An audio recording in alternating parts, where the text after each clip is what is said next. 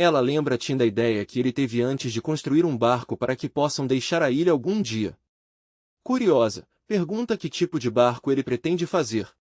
Tim responde que atravessar o mar com segurança exigiria algo pelo menos tão resistente quanto um barco de pesca de verdade. Mas antes disso, eles precisam melhorar suas condições de vida. Ellen sugere que o próximo projeto dele seja reforçar o abrigo. Em vez de depender da estrutura temporária que tem agora, poderiam construir uma casa mais sólida de bambu ou madeira. Um abrigo forte os protegeria melhor, especialmente se animais selvagens voltarem a aparecer perto do acampamento. Tim concorda com a lógica dela. Ele lembra da última tempestade, quando a chuva forte atravessou facilmente o pequeno barraco de madeira.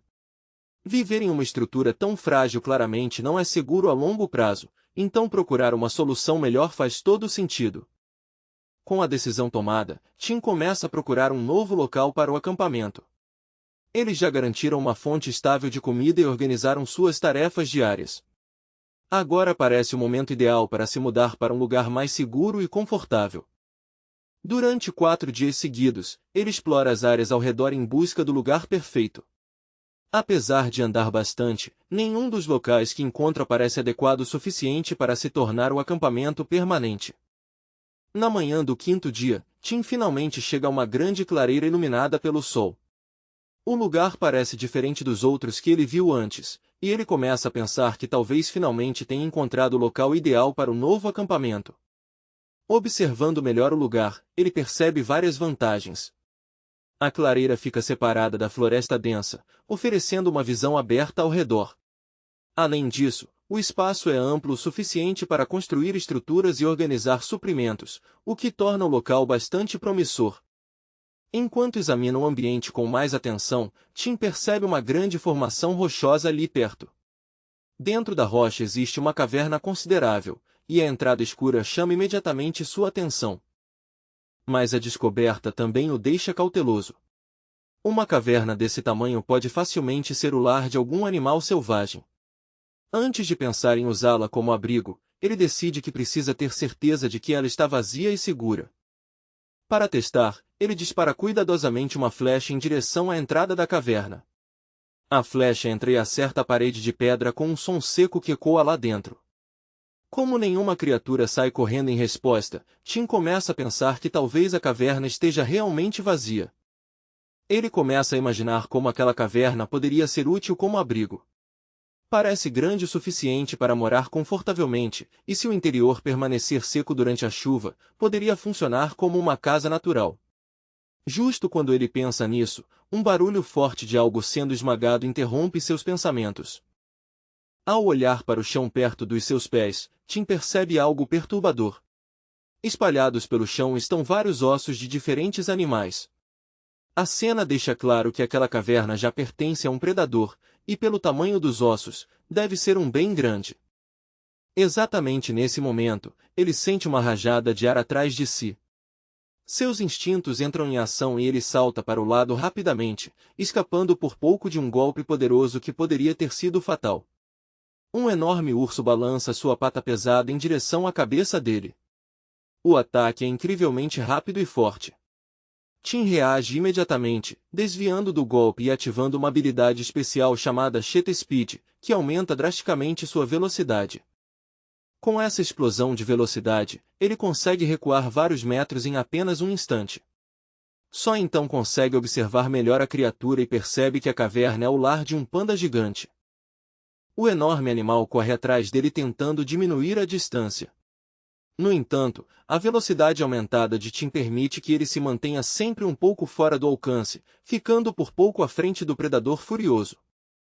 Pensando rápido, Tim decide distrair o animal. Ele pega uma garrafa de bambu e a joga na direção do panda, esperando que o objeto inesperado confunda tempo suficiente para que ele consiga escapar. O truque realmente funciona. O panda para de persegui-lo de repente volta sua atenção para o estranho objeto de bambu no chão. Curioso, o enorme animal pega a garrafa e a morde com suas mandíbulas fortes, tentando entender aquele objeto estranho. Então o panda se levanta sobre as patas traseiras, erguendo as patas dianteiras no ar. Ele solta um rugido profundo e poderoso que ecoa por toda a clareira. Enquanto o predador se prepara para atacar novamente, Tim percebe rapidamente que lutar de frente contra uma criatura tão enorme seria extremamente perigoso. A única opção sensata agora é abrir o máximo de distância possível antes de pensar no próximo passo. O panda gigante de repente avança para dentro da floresta próxima, empurrando os arbustos onde Kim está escondido entre as árvores. O animal se move com uma força surpreendente, seu corpo pesado fazendo folhas e galhos farfalharem. Ele vira a cabeça de um lado para o outro várias vezes, examinando a floresta com atenção, claramente tentando localizar o jovem que ousou desafiar seu território. Escondido atrás do tronco grosso de uma árvore, Kim puxa lentamente a corda do arco e controla a respiração. Enquanto observa o panda procurando por ele, percebe algo interessante. Comparado aos javalis que enfrentou antes, o olfato desse panda parece bem mais fraco, porque mesmo estando tão perto, ele ainda não conseguiu detectá-lo pelo cheiro. Kim permanece completamente imóvel, quase sem respirar. Para sua surpresa, o enorme panda chega ainda mais perto e para justamente perto da árvore onde ele está escondido. O animal cheira o ar de forma preguiçosa, mas claramente ainda não percebeu sua presença. Observando isso lá de cima, Kim sente alívio e tensão ao mesmo tempo. O jovem fica dividido. Ele nunca imaginou que teria que matar um panda, um animal muitas vezes visto como dócil e até sagrado. Mas a situação não deixa muita escolha se ele quiser tomar a caverna como abrigo seguro.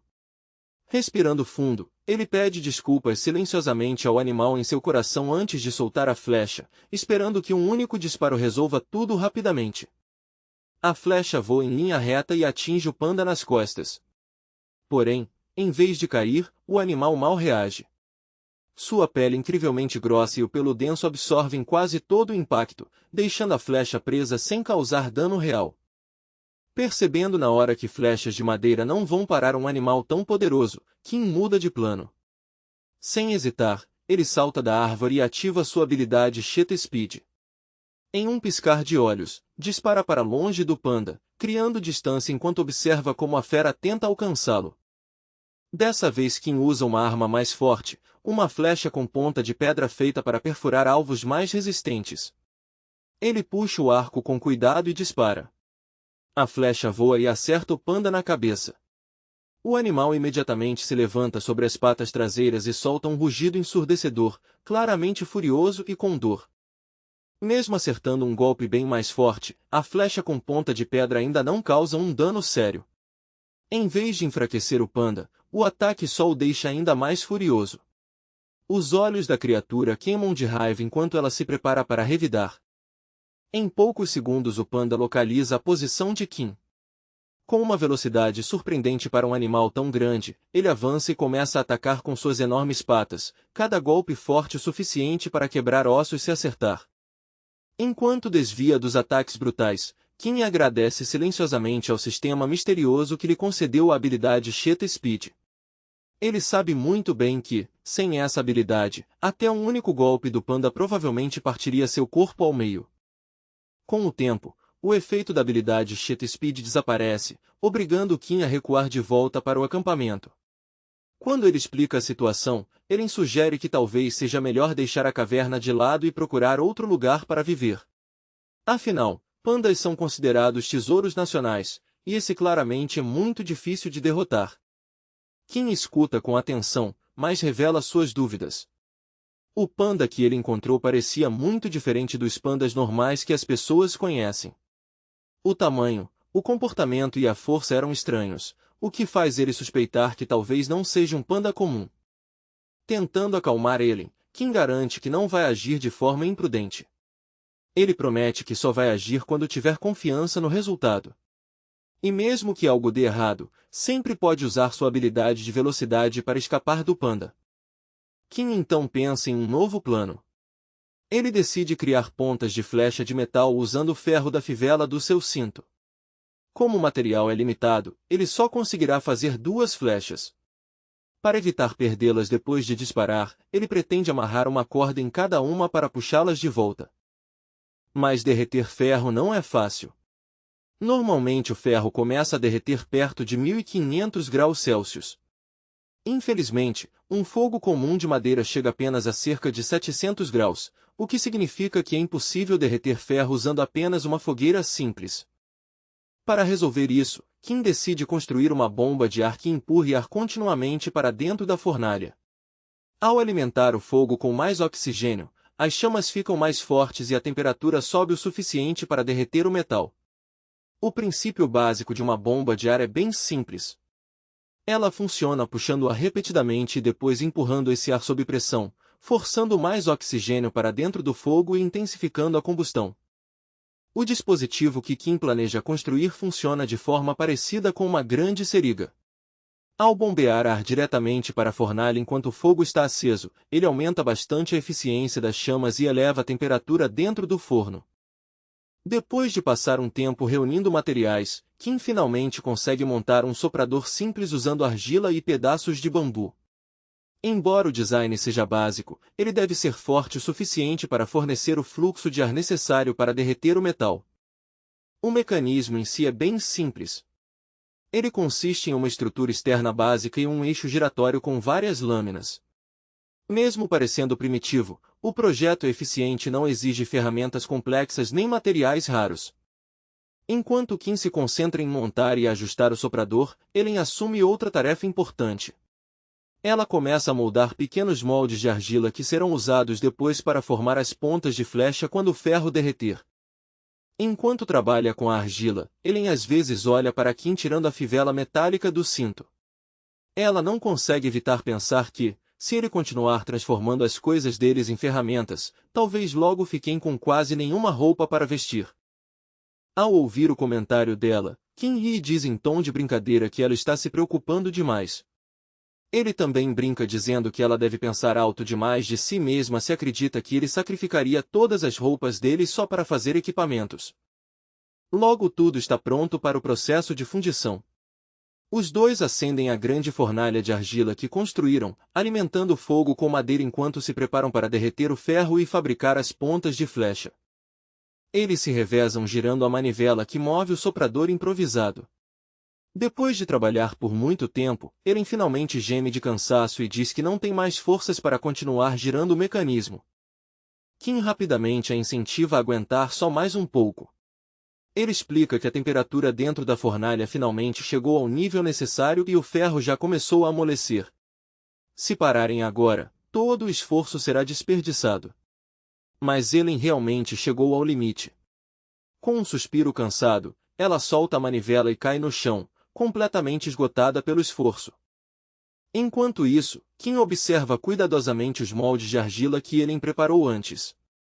Ele fica realmente impressionado com o quão bem feitos eles estão.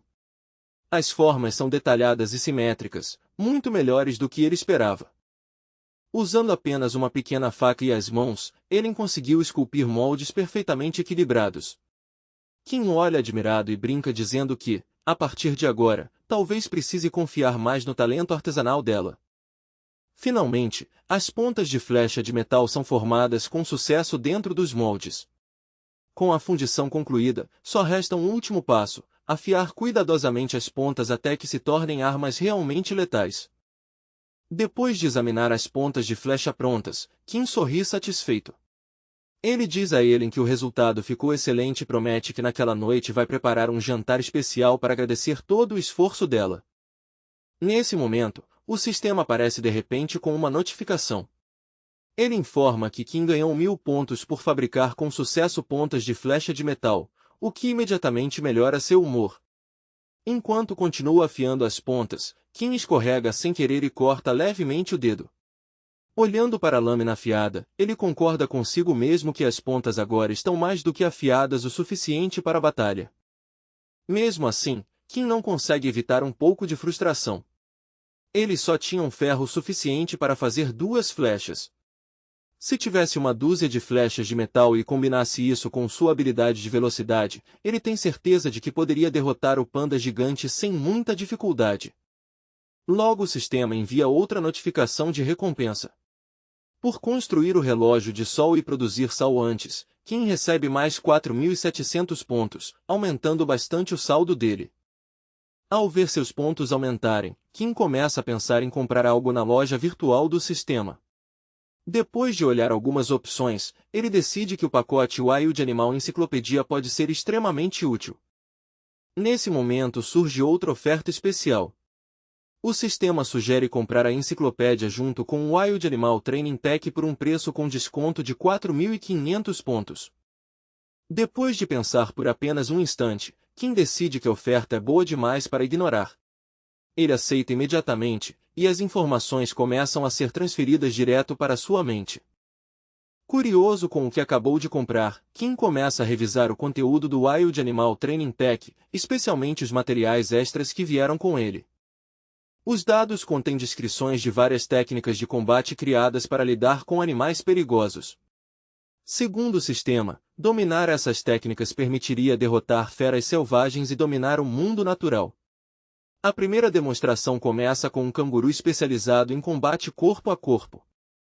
As instruções explicam que, quando um canguru se inclina para trás apoiado na cauda e se prepara para chutar com as duas pernas traseiras, aquele momento cria uma pequena abertura. Exatamente nesse instante, você deve mergulhar cuidadosamente por baixo do corpo do animal. Depois de ficar sob o canguru, o guia recomenda atacar sua parte mais vulnerável, a virilha, o mais rápido possível com as mãos. Supostamente, isso incapacitaria o animal imediatamente. O guia de treinamento então passa para os hipopótamos, explicando que essas criaturas enormes possuem corpos gigantescos e mandíbulas extremamente poderosas. Enfrentar-um diretamente em combate quase certamente acabaria mal para um humano. Em vez disso, as instruções recomendam distrair o hipopótamo e se mover rapidamente para trás dele. Antes que o animal perceba o que está acontecendo, você deve mergulhar por baixo do corpo enorme dele. Uma vez embaixo do hipopótamo, o guia sugere dar um chute poderoso na virilha dele com toda a força possível. Segundo o conselho estranho do sistema, esse ataque causaria uma dor intensa no hipopótamo, fazendo com que ele caísse indefeso. Continuar atacando acabaria dominando a criatura completamente. Em seguida, o manual de treinamento fala sobre gorilas. Esses primatas estão entre os animais mais fortes da natureza, com músculos enormes e socos devastadores. Mesmo assim, o guia afirma que ainda podem ser controlados nas condições certas. O primeiro passo, segundo as instruções, é provocar o gorila até que ele fique irritado e perca a calma. Depois que o gorila estiver suficientemente distraído, o guia estranhamente sugere mergulhar por baixo do corpo dele e apontar um rifle de assalto AK-47 diretamente para ele. Por fim, o sistema conclui dizendo que balas explosivas resolveriam o problema rapidamente, garantindo que o gorila seja derrotado sem mais resistência. Depois de ler aquelas instruções estranhas do pacote de treinamento, Kim fica completamente atônito. Ele encara as informações por vários segundos, sem conseguir acreditar no que acabou de ler. O conselho é tão absurdo que ele se pergunta quem no mundo teria escrito algo tão ridículo. Irritado, ele até resmunga que a pessoa responsável por aquilo deveria ser punida por espalhar um guia tão absurdo. A decepção bate forte. Kim percebe que gastou uma enorme quantidade de pontos do sistema em algo que praticamente não serve para nada. Quanto mais ele pensa nisso, mais irritado fica, convencido de que esse tal guia de treinamento é só um monte de bobagem. A manhã seguinte chega tranquilamente. Ellen sai da tenda devagar, ainda meio sonolenta, esfregando os olhos e se espreguiçando. Kim a cumprimenta com um sorriso e diz bom dia, acrescentando que já preparou uma panela de sopa quente para o café da manhã. Enquanto comem, Ellen começa a se perguntar em voz alta quão grande e perigoso aquele panda realmente é. Kim imediatamente fica sério ao ouvir isso. Com um tom firme, ele avisa que ela nem deve pensar em chegar perto da caverna, deixando claro que aquele lugar é perigoso demais. No fundo, Kim entende uma verdade dura. Se algo der errado em outro encontro com o panda, talvez ele mal consiga escapar sozinho. Mas se Ellen estiver com ele naquele momento, a situação pode facilmente se tornar fatal para os dois. Ellen, porém, muda de assunto e elogia a comida dele, dizendo alegremente que a sopa da manhã está deliciosa e que a habilidade dele na cozinha parece melhorar a cada dia. Mais tarde, Kim se aproxima silenciosamente da caverna do panda outra vez. Enquanto caminha com cuidado pela floresta, lembra a si mesmo que só tem 2 flechas de metal. Para evitar perdê-las caso erre um disparo, ele amarra firmemente cordas nas flechas para poder puxá-las de volta depois. Antes de usar as preciosas flechas de metal, Kim decide testar a caverna primeiro. Ele pretende disparar uma flecha de madeira para verificar se o panda está escondido lá dentro ou não. A flecha voa para dentro da caverna e desaparece na escuridão. Por alguns segundos nada acontece. Como não houve nenhum movimento, Kim conclui que provavelmente a caverna está vazia. Ele imagina que o panda deve ter ido mais fundo na floresta procurar comida. Em vez de entrar na caverna imediatamente, Kim escolhe uma estratégia mais segura. Ele sobe para um bom ponto escondido nas proximidades e decide observar a área com paciência, planejando emboscar o panda quando ele voltar. Como ainda tem tempo de sobra, Kim decide abrir a enciclopédia do sistema e estudá-la com mais atenção. Ele espera que aprender mais sobre pandas revele informações úteis sobre seus hábitos, fraquezas ou comportamento. Mas sua pesquisa não dura muito. Apenas alguns minutos depois, ele percebe uma enorme sombra se aproximando lentamente da caverna pela floresta, obrigando-o a concentrar toda a atenção no animal que se aproxima. Ao mesmo tempo, o sistema virtual começa a mostrar informações de fundo. Ele explica que os pandas surgiram pela primeira vez no final do período Mioceno, cerca de 8 milhões de anos atrás, e que seus ancestrais eram predadores que viviam em florestas densas e úmidas. Kim fica impressionado com o quão antiga essa espécie realmente é. A ideia de que criaturas assim existiram por milhões de anos quase sem mudanças desperta nele um estranho respeito pela resistência delas. O sistema continua explicando que, quando os pandas apareceram na Terra pela primeira vez, eles eram principalmente animais carnívoros. Mas ao longo de inúmeras gerações, mudanças ambientais e seleção natural foram transformando gradualmente sua dieta. Segundo o sistema, pandas antigos podem ser domesticados se sua alimentação for lentamente alterada de carne para plantas como bambu e aspargos. Se o processo funcionar, o animal pode se tornar dócil em 1 ou 2 meses. Essa informação acende uma ideia na mente de Kim. Domar um panda gigante de repente parece um desafio interessante. Como ele já considera o guia de combate inútil, decide tentar enfraquecer o animal psicologicamente em vez de enfrentá-lo diretamente. Seu objetivo imediato é simples. Kim espera que uma de suas flechas consiga ferir as patas do panda. Se o panda se machucar e perder a capacidade de caçar com eficiência, ele acabará sendo forçado a mudar seus hábitos alimentares. Kim acredita que isso pode facilitar a domesticação. Logo ele dispara uma flecha com ponta de metal. O tiro acerta a omoplata esquerda do panda, causando dor evidente. O ferimento machuca o animal, mas ainda não é suficiente para pará-lo. Usando a corda amarrada na flecha, Kim puxa rapidamente a arma de volta. Com a flecha recuperada, ele se prepara para outro disparo cuidadoso. Logo depois, Kim salta da árvore e ativa novamente a habilidade Shet Speed, seu corpo se movendo com uma agilidade impressionante. Enquanto corre, ele continua lembrando a si mesmo de uma regra essencial: nunca deixar a distância entre ele e o panda ficar pequena demais. Se o animal gigante se aproximar o suficiente, pode despedaçá-lo facilmente. De repente Kim vê uma oportunidade. Ele para bruscamente, gira o corpo e dispara outra flecha contra o urso que avança. O tiro acerta perfeitamente. A flecha atravessa a omoplata dianteira direita do panda, acrescentando mais um ferimento doloroso. Embora a estratégia funcione, ela exige enorme concentração. Puxar as flechas com a corda enquanto desvia do animal exige muita força e foco. Depois de vários dias de confrontos repetidos, Kim já conseguiu causar 6 ferimentos diferentes no corpo do panda. Ele acredita que, se continuar assim, até uma criatura antiga tão poderosa acabará enfraquecendo. No dia seguinte a caçada tensa continua. Mais uma vez o panda recebe alguns ferimentos leves, mas apesar da raiva ainda não consegue capturar o jovem que sempre escapa com sua velocidade superior. No terceiro dia, Kim passa a mirar nas patas traseiras do panda. O objetivo é desacelerar o animal ao máximo e reduzir sua capacidade de persegui-lo. No quarto dia dessa batalha cansativa, Kim chega novamente perto da caverna e percebe rapidamente que a entrada está vazia. Ele começa a se perguntar para onde o panda gigante foi. Mas naquele exato momento, o enorme urso se aproxima silenciosamente por trás dele, preparando uma emboscada.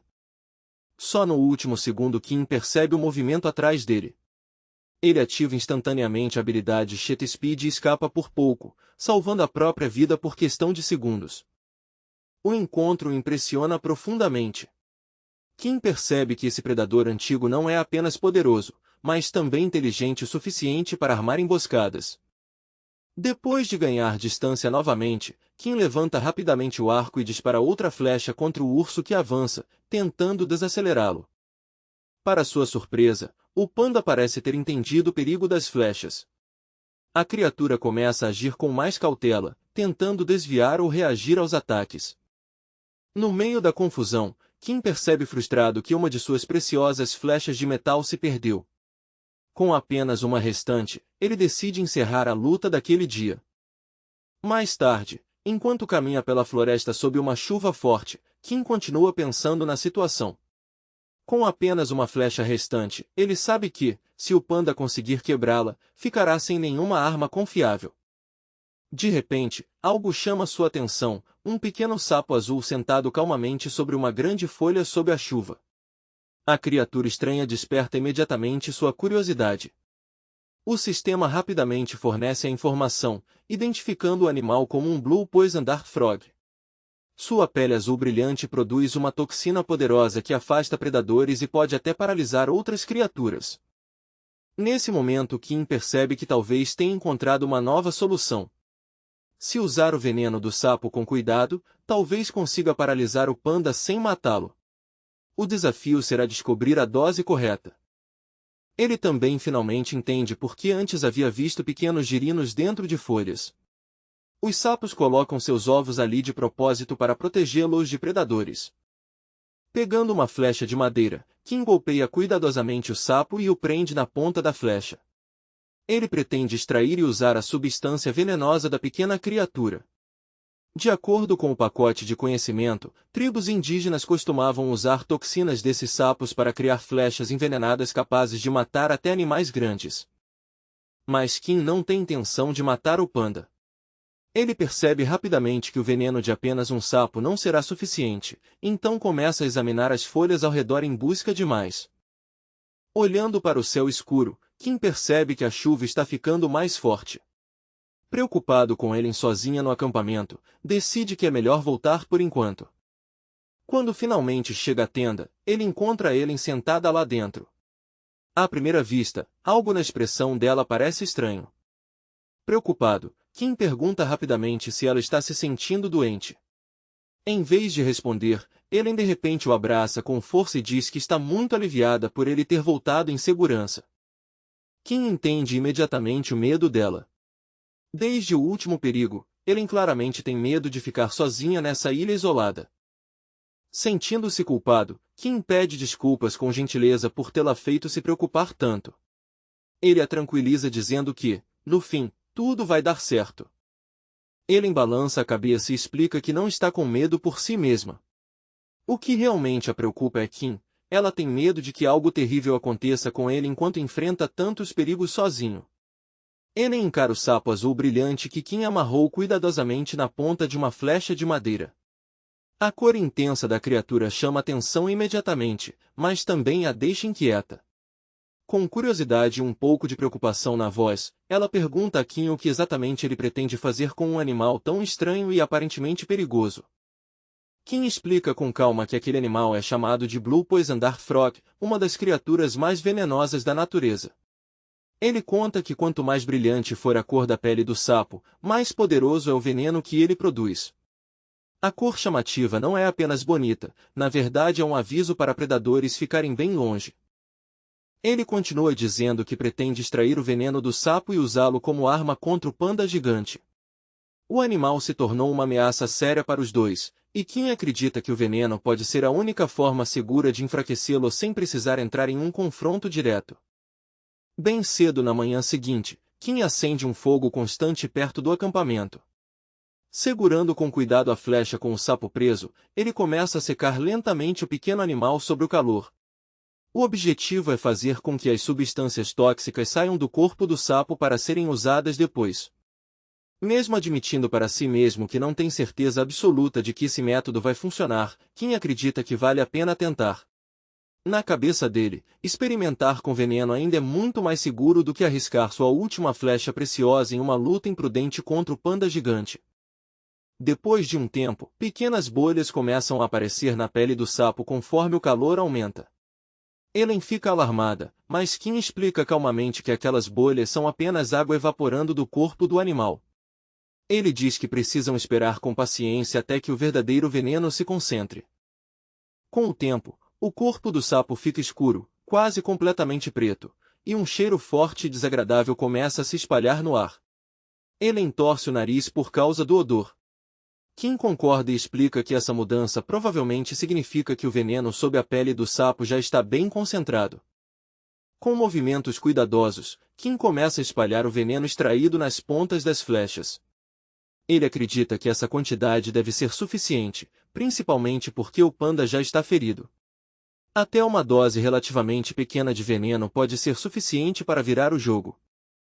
Nesse momento Ellen se aproxima e entrega a ele várias pequenas bolas de ervas que ela preparou antes com plantas que coletou na floresta. Orgulhosa, ela diz que terminou de fazê-las exatamente como ele pediu. Mesmo assim, ela parece confusa. Ellen admite que ainda não entende por que Kim pediu esses pacotes estranhos de grama e ervas, e se pergunta como aquilo poderia ajudar contra algo tão enorme quanto o panda gigante. Kim sorri de leve e explica que as bolas de grama vão ter um papel importante no plano final dele. Segundo a estratégia que pensou, elas vão ajudá-lo a controlar a situação durante o confronto com o urso. Mais tarde, Kim se aproxima com cuidado da caverna do panda. Depois de observar o chão, ele percebe que não há pegadas novas nem sinais de movimento na terra perto da entrada. Isso sugere que o panda não saiu recentemente e provavelmente ainda está descansando lá dentro. Sem perder tempo, Kim acende várias das bolas de ervas. A intenção dele é jogá-las dentro da caverna para que a fumaça enche o interior e force o panda gigante a sair. Uma por uma, as bolas fumegantes rolam para dentro da entrada da caverna. Logo uma fumaça espessa começa a sair de dentro, enchendo o interior escuro e se espalhando lentamente pelo espaço rochoso. Momentos depois, o panda gigante explode para fora da caverna. Já ferido e agora irritado pela fumaça, o enorme animal ruge furiosamente e corre em direção a Kim com clara intenção de atacar. O panda avança direto contra ele. Kim permanece calmo, acreditando que os ferimentos anteriores e a fumaça que o animal inalou vão enfraquecê-lo aos poucos. Ele tem certeza de que a força do urso logo começará a diminuir. Um leve sorriso confiante aparece no rosto de Kim enquanto ele ativa novamente a habilidade Cheetah Speed. Com uma agilidade quase elétrica, ele dispara para longe e praticamente provoca o panda enfurecido a persegui-lo. Aproveitando o olfato relativamente fraco do panda, Kim se esconde rapidamente nas proximidades, mantendo-se muito perto sem ser percebido. O enorme animal procura por ele sem saber que seu oponente está a poucos metros de distância. Observando o panda com atenção, Kim percebe que a longa perseguição começa a cobrar seu preço. Os rugidos do urso ficam mais fracos e seus movimentos parecem mais lentos e descoordenados. Ao notar essa mudança, Kim decide que o momento finalmente chegou. Mirando com cuidado, ele prepara uma flecha envenenada que espera usar para terminar essa longa e cansativa batalha. Mas a flecha que ele dispara tem ponta de pedra, não de metal. Por causa disso, a ponta não é afiada o suficiente para atravessar profundamente a pele grossa do panda. O resultado é apenas um ferimento superficial. Curiosamente, Kim não vê isso como um fracasso. Na verdade, ele acredita que pode até ser melhor assim. Se muito veneno entrar na corrente sanguínea do urso, o animal pode morrer, e o objetivo dele é apenas imobilizá-lo, não matá-lo. Mas enquanto observa o panda, Kim percebe algo preocupante: o veneno parece não estar funcionando como esperado. Em vez de enfraquecer, o animal o nota novamente e avança com determinação furiosa. Ativando outra vez o Cheetah Speed, Kim começa a correr em círculos rápidos ao redor do panda gigante. Mantendo distância, ele continua disparando flechas envenenadas, esperando cansar o animal aos poucos. Mesmo depois de ser atingido por várias flechas, o panda gigante continua de pé. A resistência dele é impressionante, e o animal continua lutando ferozmente apesar dos ferimentos pelo corpo. Kim começa a ficar confuso. A essa altura o veneno já deveria ter causado fraqueza muscular ou problemas na respiração. Ele suspeita que a dose seja pequena demais ou que as flechas cegas não estejam levando o veneno profundamente pela pele grossa. Outra flecha envenenada atinge o panda, mas em vez de enfraquecê-lo, o ataque apenas alimenta ainda mais sua fúria. A fera fica ainda mais agressiva, rugindo alto e avançando com força assustadora. Nesse momento Kim percebe que talvez tenha escolhido a abordagem errada. Talvez devesse ter usado a flecha com ponta de metal desde o começo para dar um golpe decisivo. O panda agora está reduzindo rapidamente a distância entre eles. Restam apenas alguns metros antes que o enorme animal o alcance, e Kim quase não tem tempo para pensar. De repente, o panda gigante solta um último rugido alto e desaba pesadamente no chão. O corpo finalmente cede depois de gastar toda a energia naquele último ataque desesperado. Kim observa com atenção e conclui que o panda deve ter ultrapassado seus próprios limites naquele último ataque. Talvez o veneno tenha finalmente começado a agir, forçando a criatura a gastar toda a energia restante. Em vez de se aproximar imediatamente, Kim decide observar o panda de longe. Ele quer medir exatamente quanto tempo o animal fica inconsciente para entender melhor o verdadeiro efeito do veneno. Cerca de 1 hora depois, o corpo do panda gigante começa a se mexer levemente. Aos poucos, o enorme animal mostra sinais de que está recuperando a consciência, embora ainda pareça extremamente fraco. 2 horas depois, o panda tenta se levantar. Porém seu equilíbrio está ruim e seus movimentos parecem desajeitados, como se sua mente estivesse confusa. Depois de 3 horas, o panda finalmente consegue ficar de pé. Mesmo assim, seu corpo ainda se move de forma rígida, e o predador que antes era poderoso agora parece lento e confuso. Analisando a situação com cuidado, Kim começa a calcular quanta quantidade de veneno é necessária para incapacitar o panda sem causar dano fatal. Entender esse equilíbrio é essencial para o plano dele. Confiante com o progresso, Kim afirma que, se tudo correr como planejado hoje, ele finalmente conseguirá controlar o panda e seguir para o próximo objetivo. O objetivo final dele não é matar a criatura, mas mudar sua dieta. Kim pretende treinar o panda gradualmente para comer peixes e brotos de bambu em vez de caçar outros animais. Depois de preparar tudo com cuidado, Kim se aproxima novamente da caverna.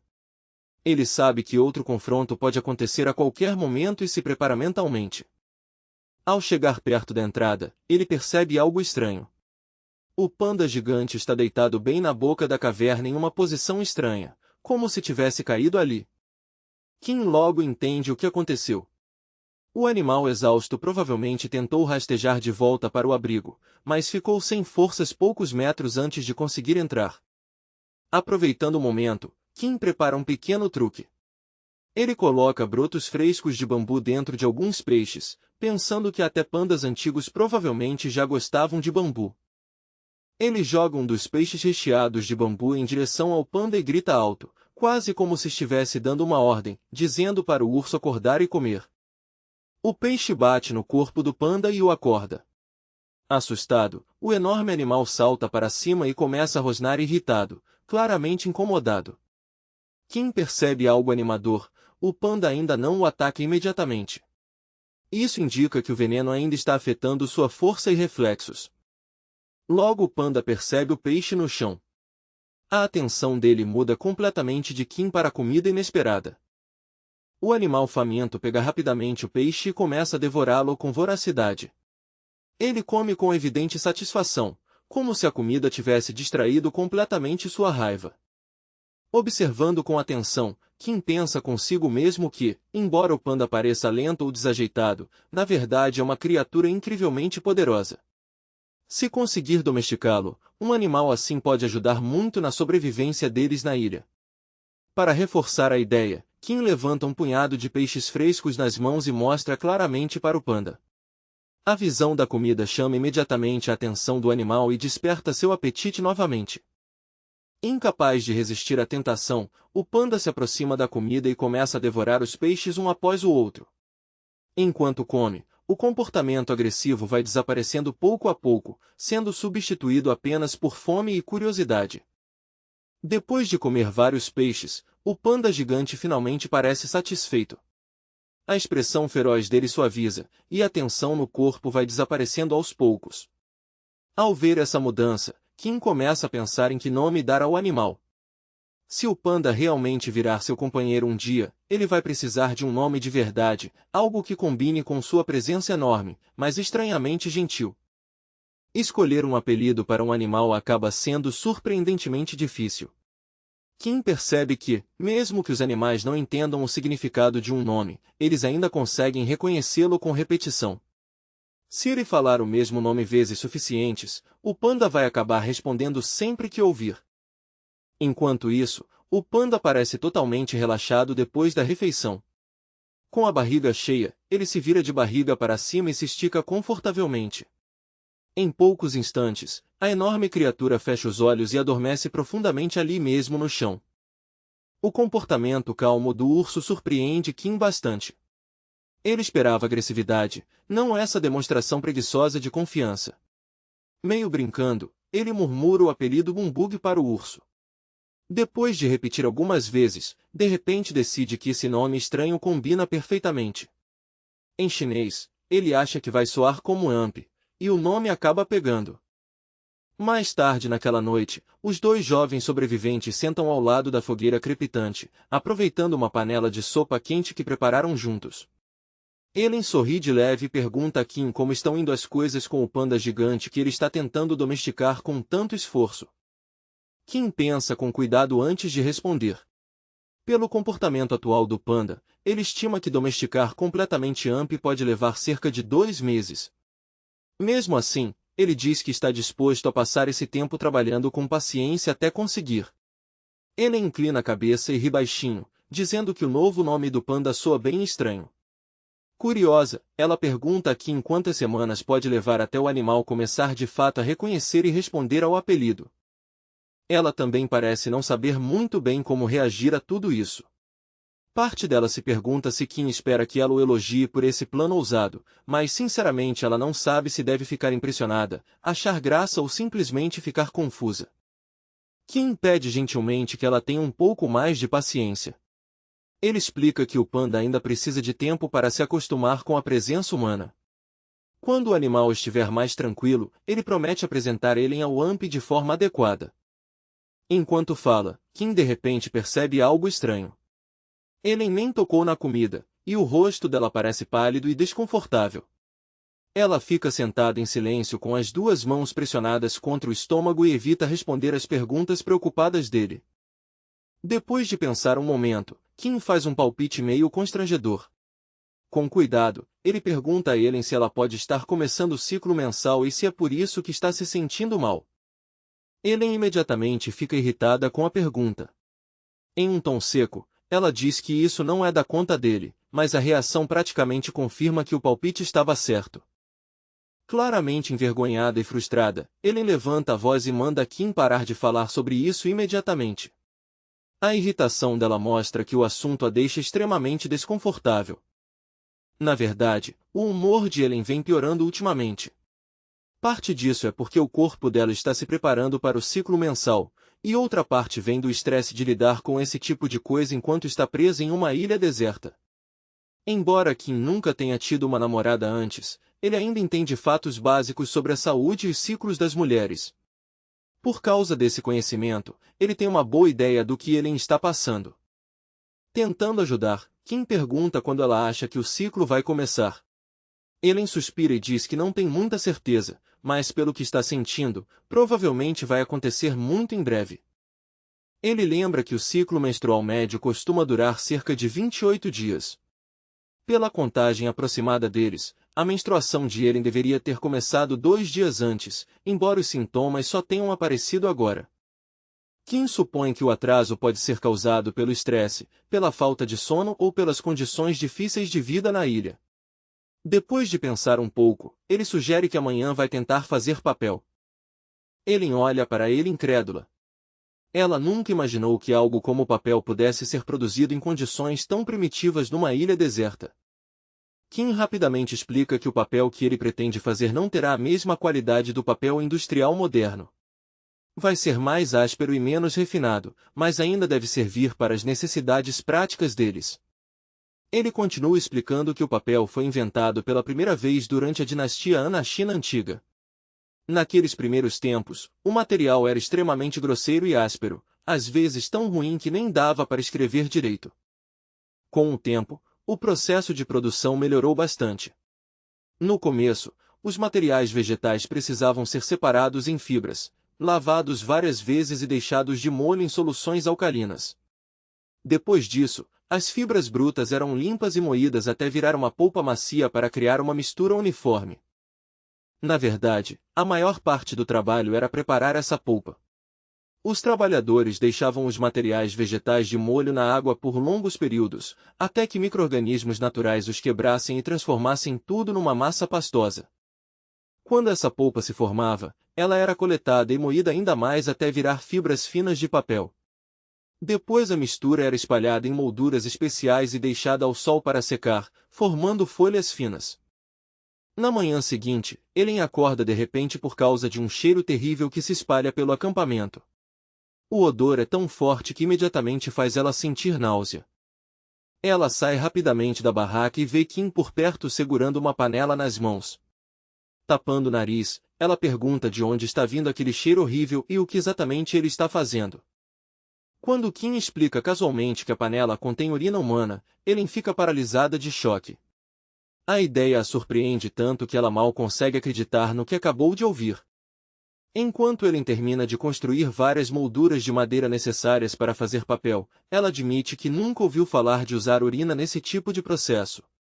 Kim explica calmamente que está adaptando a técnica tradicional usando os materiais que consegue encontrar na ilha. Kim examina cuidadosamente as molduras que Ellen construiu.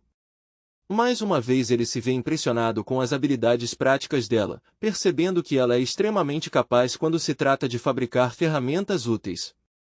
Segurando um cachimbo de barro improvisado, Kim começa a explicar seu plano químico. Normalmente, a tecnologia moderna usa hidróxido de sódio para quebrar materiais vegetais, removendo lignina e resina e deixando apenas as fibras necessárias para produzir a polpa de papel. Ele explica que a urina contém ureia como principal componente. Se a urina for deixada em repouso e depois aquecida, pode produzir amônia. Depois disso, pode-se adicionar pó de concha contendo carbonato de cálcio junto com água para continuar o processo. Ellen escuta cada vez mais impressionada. Ela fica admirada que Kim conseguiu descobrir uma forma de produzir algo parecido com hidróxido de sódio usando apenas materiais naturais disponíveis na ilha. Kim pede que Ellen despeje a água com muito cuidado na mistura para não atrapalhar a reação química. Ele avisa que até pequenos erros podem arruinar todo o processo. À medida que a reação continua, o óxido de cálcio e a ureia começam a produzir bicarbonato de amônio. Kim então adiciona cloreto de sódio à mistura, o que leva à formação de cloreto de amônio e faz aparecer um precipitado branco de bicarbonato de sódio. Em seguida, o bicarbonato de sódio é aquecido e combinado com água de cal. Kim mistura a solução cuidadosamente para continuar a cadeia de reações necessárias para produzir o composto químico de que precisam. Ele explica que a cal contém óxido de cálcio, que se transforma em hidróxido de cálcio quando misturado com água. Quando o carbonato de sódio reage com o hidróxido de cálcio, forma hidróxido de sódio junto com um precipitado branco de carbonato de cálcio. Ele balança a cabeça, dizendo que o processo parece incrivelmente complicado. Brincando, ela comenta que se eles tivessem eletricidade, poderiam simplesmente fazer eletrólise da água salgada para obter hidróxido de sódio muito mais facilmente. Kim ri e entra na brincadeira. Ele diz que da próxima vez com certeza vão tentar esse método, amarrando uma faca numa vara de bambu e esperando um raio cair nela. Depois de descansar um pouco, os dois entram na floresta para juntar grandes feixes de grama que crescem perto do acampamento. Essas plantas servirão como matéria-prima para produzir o papel caseiro.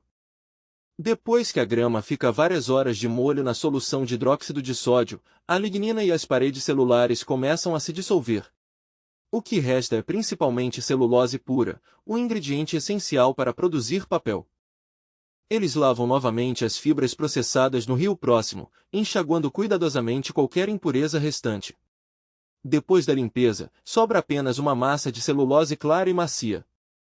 Em seguida, água limpa é despejada sobre a polpa, criando uma mistura diluída que vai formar a base das folhas de papel feitas à mão. Como as molduras que ele construiu são bastante grandes, eles despejam a mistura de polpa em um recipiente maior e começam a filtrá-la lentamente através das molduras de madeira. Mesmo já sendo 4 da tarde, o sol ainda está muito forte. As camadas finas de papel secam surpreendentemente rápido no calor, o que significa que o primeiro lote pode ficar pronto ainda naquela noite. De repente, o sistema aparece com uma notificação: 1000 pontos foram adicionados à conta de Kim por produzir papel com sucesso. A recompensa chega como uma surpresa agradável. Sem nenhum processo de branqueamento, o papel final fica com uma leve cor amarelada. Ele também é mais grosso e áspero que o papel comum, mas acaba sendo bastante resistente e difícil de rasgar. Kim comenta com orgulho que, embora essas folhas definitivamente não sejam produtos modernos de higiene, ainda são muito melhores do que não ter nada. Considerando as condições difíceis, ele se sente bastante satisfeito com o resultado. Ellen rapidamente manda ele mudar de assunto. Ela insiste que falar desse tipo de coisa enquanto estão jantando é desagradável e não é exatamente uma conversa apropriada. Mesmo assim, ela não consegue esconder a admiração. Ellen admite que Kim deve ser incrivelmente talentoso se conseguiu produzir papel do zero numa ilha remota e desabitada. Claramente impressionada, ela finalmente pergunta onde ele aprendeu tanto conhecimento detalhado sobre química e tecnologias antigas. Kim apenas dá de ombros e responde que prestava muita atenção nas aulas de química. O grupo de jovens levou quase 3 dias inteiros de esforço cuidadoso para terminar de fazer o papel. O trabalho foi lento e cansativo, exigindo paciência e atenção constante. Durante esse tempo, Tim nem chegou a ir ver o panda. Agora que a tarefa finalmente acabou, ele decidiu que era hora de visitá-la novamente e ver como ela estava durante a sua ausência. Tim seguiu apressado pelo caminho da floresta em direção à caverna, andando rápido e com propósito. Já fazia um tempo desde o último encontro deles, e ele estava realmente curioso sobre o estado do panda. Depois de tudo o que aconteceu antes, ele queria ver como o grande urso estava e se ainda se lembrava dele. Quando Tim finalmente se aproximou da entrada da caverna, ele notou algo que o fez parar por um instante. Um panda enorme estava deitado bem na entrada, com um corpo gigantesco bloqueando parte da passagem. O animal parecia totalmente relaxado, esticado confortavelmente dormindo sem nenhuma preocupação no mundo. No momento em que o panda ouviu passos e percebeu alguém se aproximando, Ampi se levantou de repente sobre as patas. Ela soltou um rosnado baixo e cauteloso, observando o visitante com os olhos cansados. Embora parecesse um pouco irritada por ter sido acordada, ela analisou Tim com atenção enquanto ele se aproximava. Então o enorme urso percebeu outra coisa, o peixe nas mãos do jovem. Quase no mesmo instante, o humor dela mudou. A leve agressividade em seus olhos desapareceu, dando lugar a uma curiosidade evidente.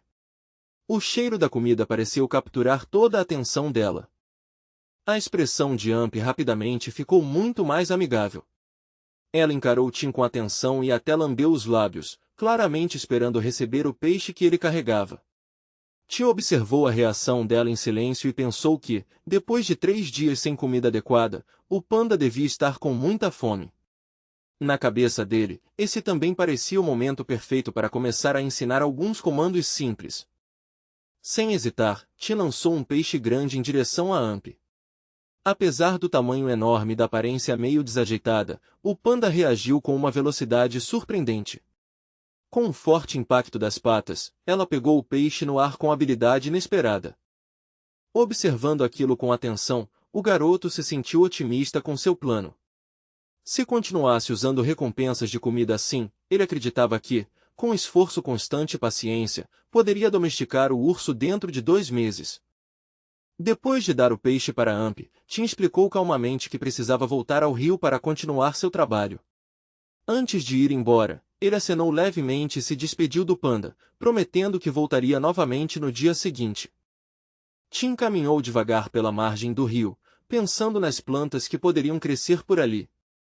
O solo úmido e fértil daquela margem instável fez ele acreditar que gengibre selvagem poderia crescer naquele lugar. Com esperança, ele começou a procurar pela área.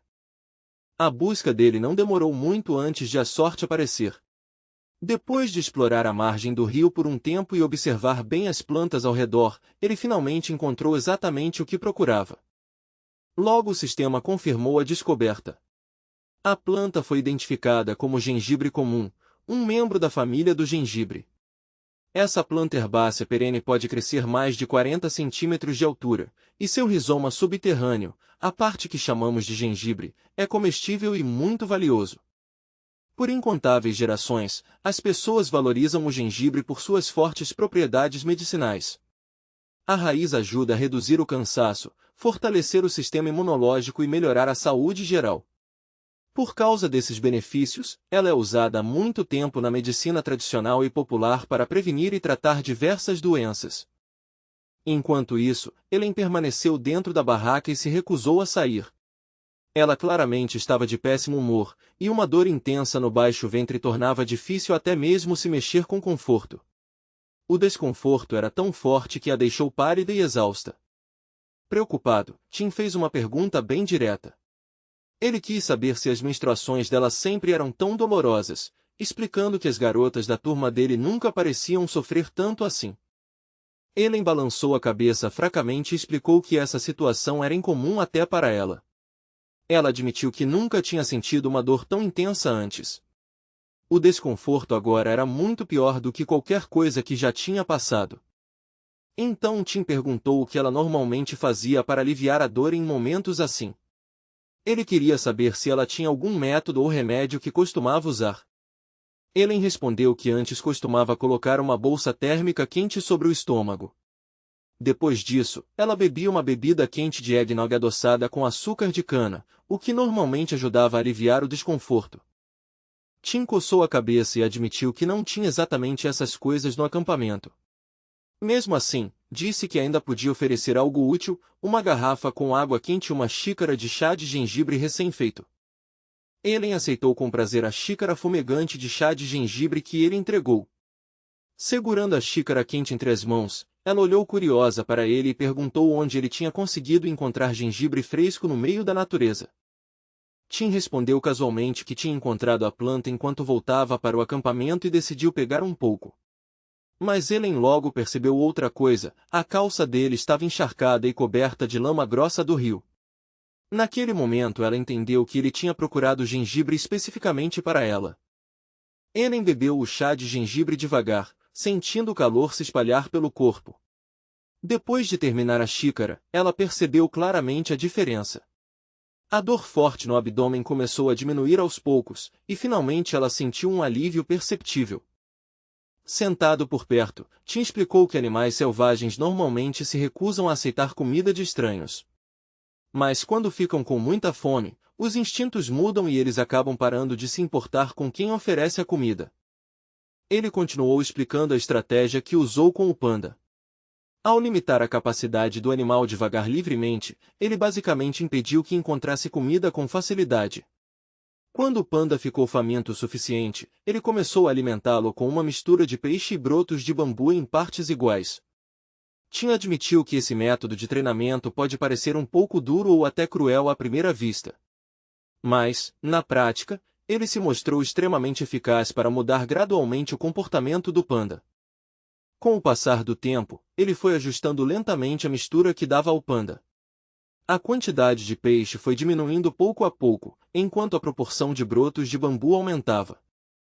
Depois de cerca de um mês de alimentação e treinamento consistentes, o panda já estava confortável comendo uma mistura com 9 partes de brotos de bambu e apenas uma pequena parte de peixe. Nesse ponto, o grande urso já via Ti não como uma ameaça, mas como um companheiro confiável. O jovem entregou ao panda um feixe de brotos de bambu frescos e falou suavemente que tinha trazido aquilo especialmente para ela. De vez em quando, Tim ainda recompensava o panda com pequenos peixes como um agrado especial. Em troca, o urso permitia que ele coçasse confortavelmente o pelo grosso de suas costas. Depois de 2 meses completos de treinamento paciente, o predador que antes era perigoso passou a adotar principalmente hábitos herbívoros sob a orientação do jovem. Tim explicou que os pandas pré-históricos antigos na verdade eram onívoros, capazes de comer vários tipos de alimento. No entanto, ele pessoalmente acreditava que os arqueólogos que insistiam que os pandas já foram principalmente carnívoros provavelmente estavam enganados. O garoto também entendia algo importante. Mesmo tendo treinado esse panda para depender principalmente de bambu, isso não significava que o animal nunca poderia mudar de dieta novamente no futuro. Naquele momento, o sistema informou Tim de que ele havia alterado com sucesso os hábitos alimentares do panda. Como recompensa por essa conquista, ele recebeu uma habilidade especial chamada Seal of Beast Training. Esse selo especial concedia ao seu dono a habilidade de marcar um animal domesticado como seu companheiro. Depois que a marca fosse estabelecida, uma conexão sutil se formaria entre o dono e o animal. Através dessa ligação, o dono poderia sentir o estado emocional e psicológico da criatura. Além disso, o selo de treinamento de bestas oferecia outro benefício útil. Ele permitia que o dono percebesse se o animal poderia se tornar agressivo ou tentar atacar seu mestre, oferecendo uma camada extra de segurança.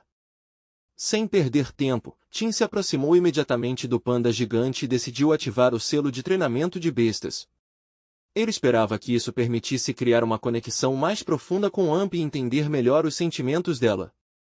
Ele estendeu a mão em direção ao panda. Quase instantaneamente, uma energia mágica fraca começou a se reunir ao redor dele, girando suavemente pelo ar e envolvendo a área com finos fios de luz brilhante. Para surpresa de Tim, nada muito evidente parecia acontecer no começo. Não houve visões estranhas, nem sensações repentinas, e o panda também não mostrou nenhuma reação dramática. No entanto, após um pequeno atraso, o selo finalmente começou a funcionar. Uma mensagem silenciosa apareceu em sua mente, informando que seu novo animal de estimação estava um pouco doente e também bastante faminto. Tim deu leves tapinhas no garrote do panda gigante e falou com carinho. A partir daquele momento, ele disse ao animal que seu nome oficial seria Amp, e que ele seria quem guiaria e cuidaria dela como seu mestre. Domesticar o enorme panda exigiu muita paciência e tempo. Mesmo assim, Tim não conseguiu esconder a empolgação com a conquista. Assim que voltou para o acampamento, ele contou animado a ele tudo o que tinha acontecido. Curiosa e animada, ela imediatamente perguntou se poderia ver o urso pessoalmente. No dia seguinte, os dois jovens partiram juntos em direção à caverna onde Amp vivia. No caminho, Tim lembrou Ellen de uma regra importante: antes de oferecer qualquer comida ao panda, eles sempre deveriam chamá-la pelo nome primeiro. Ele também avisou a garota para ser extremamente cuidadosa. Mesmo que Amp tivesse se tornado mais calma, ela ainda era essencialmente um animal selvagem, e pessoas desconhecidas poderiam deixá-la nervosa facilmente. Apesar do nervosismo, Ellen reuniu coragem e se aproximou devagar do urso gigante. Com movimentos cuidadosos e mãos firmes, ela ofereceu a comida para Amp. A comida acabou sendo a forma perfeita de ajudar Ellen e o panda a se acostumarem um com o outro. Surpreendentemente, depois de apenas uma semana, Ellen e Amp já estavam se dando muito bem. Não muito tempo atrás, Amp era um urso agressivo e imprevisível que atacaria qualquer um que se aproximasse. Agora, porém, o animal permanecia calmo e não mostrava agressividade a menos que alguém a provocasse de propósito. Enquanto isso, a armadilha de bambu que eles tinham construído perto do rio continuava funcionando perfeitamente. Ela fornecia regularmente aos dois jovens uma quantidade constante e generosa de peixes frescos.